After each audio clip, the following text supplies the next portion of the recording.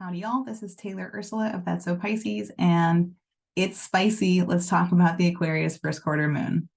It's spicy, she said, because everything is about Uranus.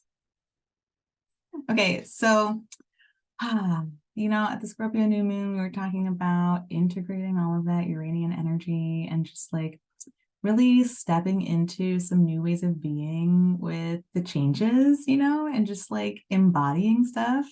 And now the moon is like, oh my God, are we doing it? Like, is this it? Or are we, so we're going to break it down. And I should mention before I get too far that this is a first quarter moon happening on Monday, the 20th at 27 degrees of Aquarius. So on Saturday, the 18th, the moon enters into Aquarius and squares Jupiter. We've had a lot of oppositions to Jupiter, and so this may be a time where we are like really leaning into whatever the Jupiter area is in the Taurus part of our charts. We might be really feeling strongly about our beliefs, our value systems. Jupiter is very much about what we have faith in, right? What we trust in, what we feel our universe is about. Jupiter is about our morals. Jupiter is about the teachings that we have studied and taken in and integrated into our framework. So with all this action happening with Jupiter, we have been challenged. We see that in the world events happening around us, people taking very strong stances in what they believe in, people being challenged to share what they feel about the world and what sort of teachings and values they champion at this time. So the moon coming in and activating this energy is once again having us sort of connect, right? The moon is communicating and connecting with others and sort of spreading messages. And so we might be seeing some activity around whatever this is that's been brought up for us recently, especially in the idea of, is this good? Am I succeeding at sharing this message or getting this across? Am I being mindful of what my values are right now? Am I sharing them in a way that is meaningful to me and moving me toward what this goal is, whatever is represented by the full moon that we'll be approaching next? On Sunday, the 19th, the moon trines Venus, has a sextile with Mercury, as well as a sextile with Chiron, all before squaring Uranus in Taurus. Maybe this is a period of healing for us, where we are connecting with our friends and our loved ones. We are addressing our individual wounds and what's coming up for us in terms of our triggers and maybe our traumas. And maybe in these conversations, something is allowed to be healed or at least brought to the surface that creates some sort of sense of catharsis. The catharsis, of course, being the Uranian energy, right? The kind of surprise, maybe resolution is too strong of a word. It's a first quarter moon, right? Like the tension is present, but there's some sort of acknowledgement, perhaps, some sort of revelation that could be taking place at this time through the connections we're making to other people and the content in those conversations. Then again, I may be speaking too soon because shortly before the moon comes in to square the sun on Monday, it squares Mars first.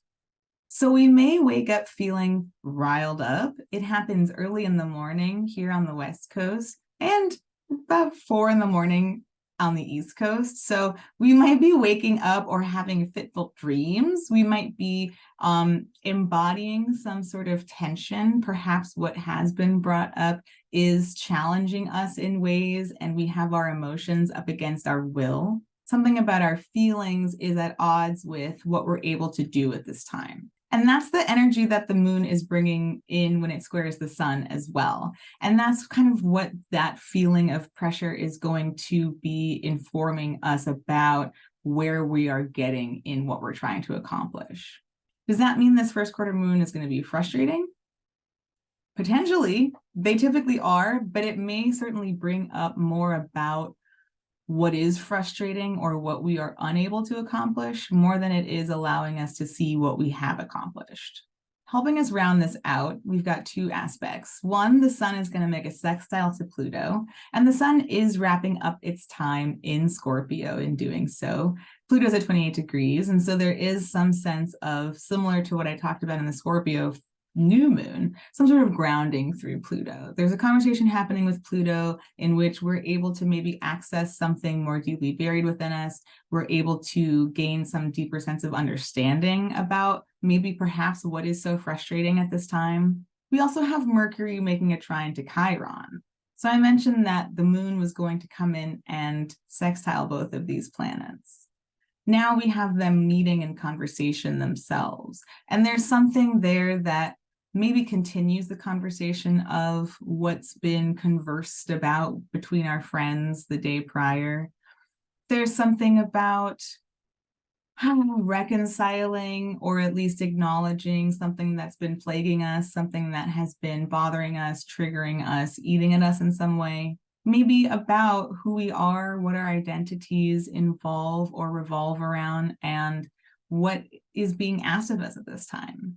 So even though there is frustration coming up, there are outlets through which some of this energy can be, again, like grounded or acknowledged, understood, started to be reconciled in some way. Okay, we're going to go ahead and pull some cards and get a look at how this lunation cycle is evolving and get a sense of what kind of energy is accumulating now. So I will see you there. Okay, here we have our pull from last week's Scorpio new moon.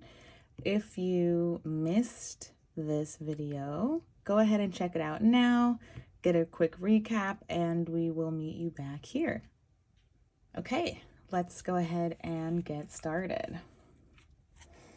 Okay, so just a quick reminder, if you want to pull for yourself along with us, this PDF is free on my website and the details are in the video description. All right, so as we explore the first quarter moon, just to recap our prompts for today, we are looking at the energy that is accumulating now as the moonlight begins to grow and makes its way to full. What is coming up? What is manifesting, if you will? We are looking at doubts and complications that arise with this energy. Part of the tension in the square is, are we going to get there? We're asking about any gifts that we can access through this energy. What can we work with now? And lastly, lessons that we can make sense of as we approach the full moon. Can't make sense of everything, but we can make sense of some things. And so we're going to find out what those things are. Okay, that feels like a nice place. And just a couple more of these. Okay. All right, let's do it.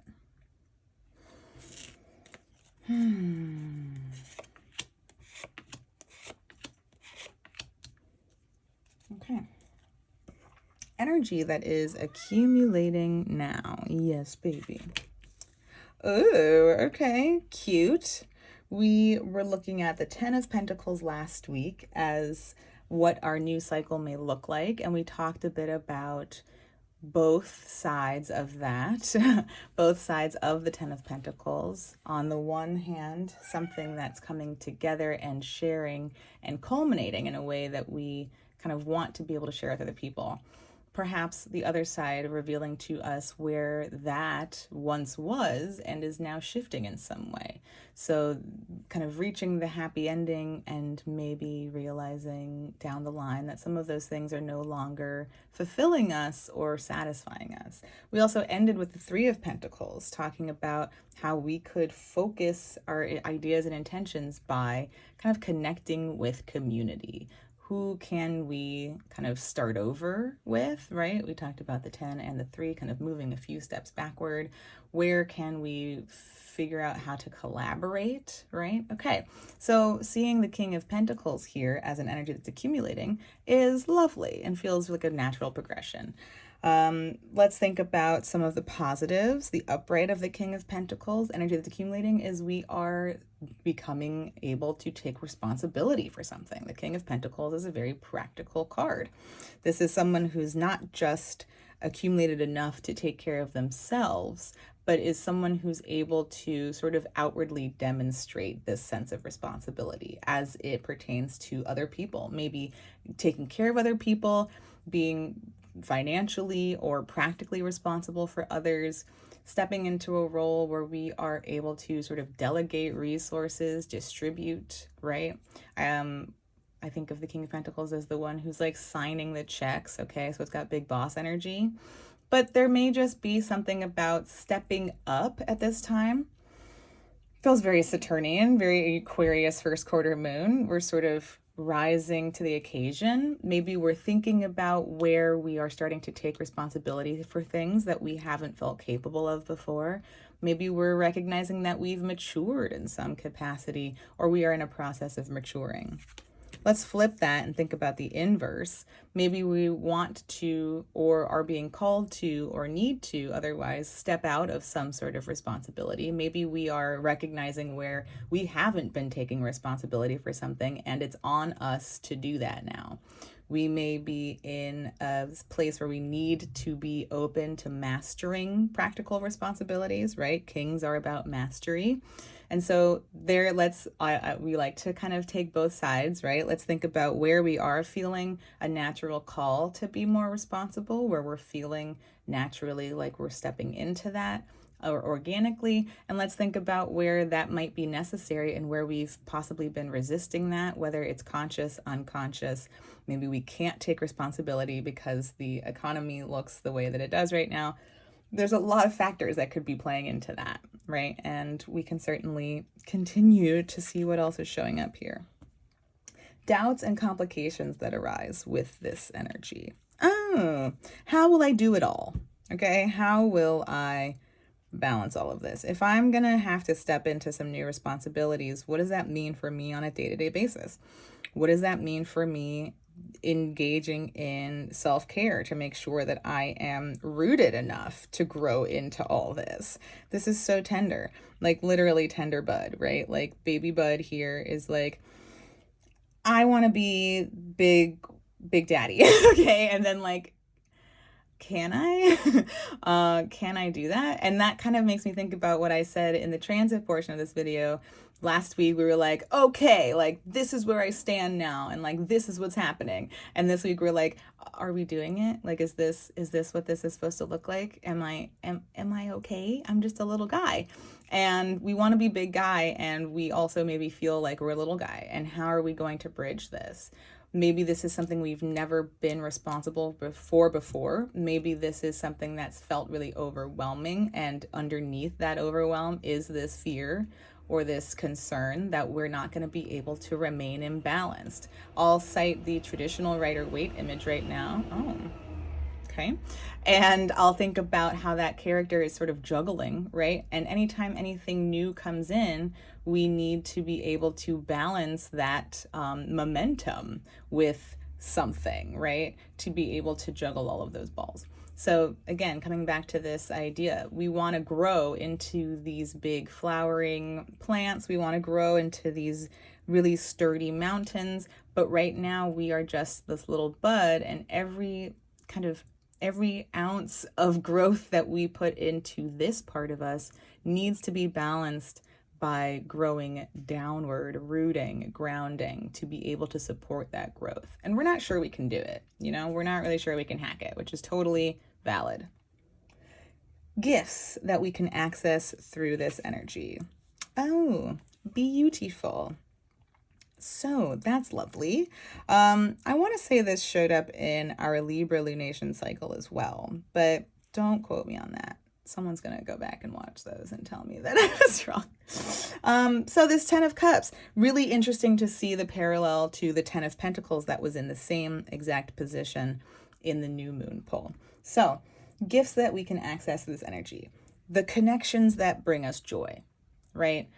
Where are we connected currently emotionally to other people? This is a 10, this is the end of the cycle, so this is where we've culminated here. Where are we connected to others in a way that allows us this full emotional presence, that allows us to access the full scope and breadth of our emotions?